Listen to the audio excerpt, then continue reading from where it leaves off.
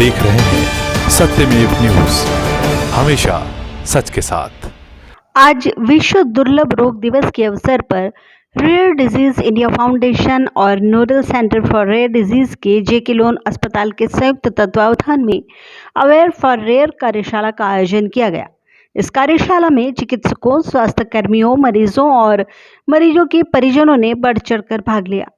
इस अवसर पर कार्यक्रम के मुख्य अतिथि डॉक्टर कैलाश मीणा, अधीक्षक और सीनियर प्रोफेसर जेके लोन, अन्य विशिष्ट अतिथि प्रोफेसर राम बाबू शर्मा, कार्यवाहक विभागाध्यक्ष शिशु औषध, डॉक्टर संदीप माथुर, विभागाध्यक्ष endocrinology, doctor Mukesh Digarwal, project director RBSK उपस्थित रहे।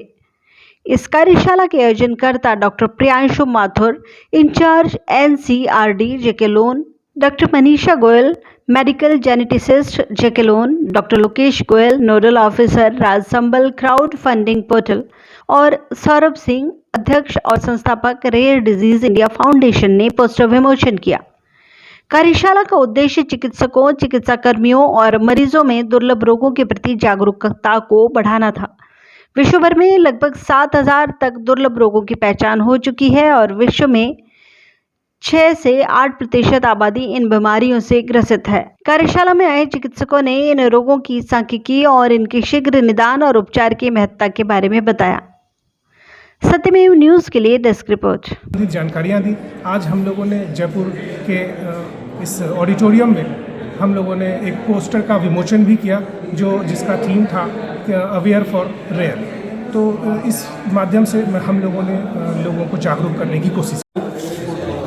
आज वर्ल्ड रेयर डिजीज़ डे पर हमने यहाँ पे एक रेयर डिजीज़ पे अवेयर फॉर रेयर करके कार्यशाला का आयोजन किया। ये कार्यशाला का आयोजन राजस्थान इंटरनेशनल सेंटर जानाना डूंगरी जयपुर में किया गया। इस कार्यशाला का जो उद्देश्य है वो उद्देश्य है लोगों में रेयर डिजीज़ के बारे में अवेयरनेस जगाना। जैसा कि नेशनल पॉलिसी में बताया गया है कि लगभग 6 से 8% of total population is suffering one और अदर रेयर डिजीज़ेज़, और जो टोटल रेयर डिजीज़ेज़ है वो 7,000 से भी ज़्यादा है। तो अगर देखा जाए तो rare diseases are not rare nowadays, they are very common. और जो भी रेयर डिजीज़ के पेशेंट्स होते हैं उनका डायग्नोसिस आसान नहीं होता, उनको डॉक्टर्स के पास मल्टीपल विजिट्स करनी पड़ती है, तब जाकर के ऐसा देखा गया है कि उनका कंफर्मेटरी डायग्नोसिस बन पाता है। पिछले कुछ सालों में देखा गया है कि जो टेक्नोलॉजी है उसमें एडवांसमेंट हुआ है और जीनोमिक टेक्नोलॉजी से इन बच्चों के जेनेटिक टेस्टिंग के द्वारा इनकी बीमारी का कंफर्मेशन किया जा सकता है। कंफर्मेशन करने के 2 फ़ायदे हैं। पहला फ़ायदा तो हम उसी परिवार में किसी दूसरे बच्चे में सेम बीमारी होने से रोक सकते हैं, जिसको हम बोलते हैं प्रिवेंशन।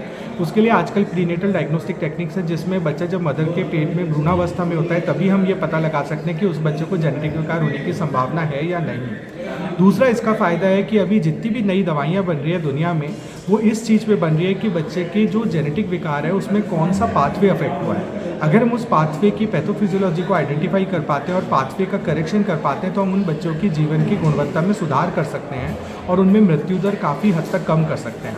इसी के साथ साथ न्यूबॉर्न स्क्रीनिंग करके एक टेक्निक है जो पूरे वर्ल्ड में यूज़ होने लगी है। इस न्यूबॉर्न स्क्रीनिंग के द्वारा हम बच्चे के जन्म पे ही पता लगा सकते हैं कि उसको कोई जेनेटिक विकार हो सकता है कि नहीं, और उस विकार का हम समय रहते इलाज कर सकते हैं, जिससे उन बच्चों के क्रिटिकल होने को कम कर सकते हैं। धन्यवाद।